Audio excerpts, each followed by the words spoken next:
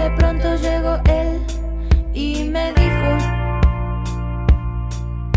que el mundo se está acabando, que el eje se está inclinando, que su madre ya no lo quiere, que comer afuera prefiere. Lo que piensa ese gobierno, sus ideas sobre el infierno, el deporte ya no es honesto, lo que piensa de mí, de esto.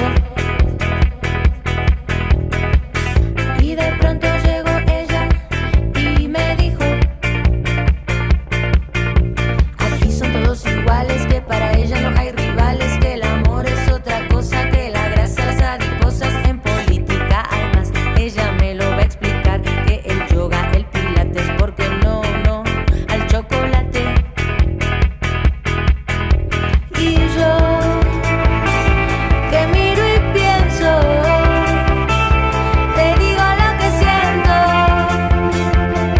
lo que siento. Nadie te preguntó, nadie te preguntó, nadie te preguntó, nadie te preguntó, nadie te preguntó, nadie te preguntó. Nadie te preguntó, nadie te preguntó, nadie te preguntó, nadie te preguntó, nadie te preguntó, nadie te preguntó.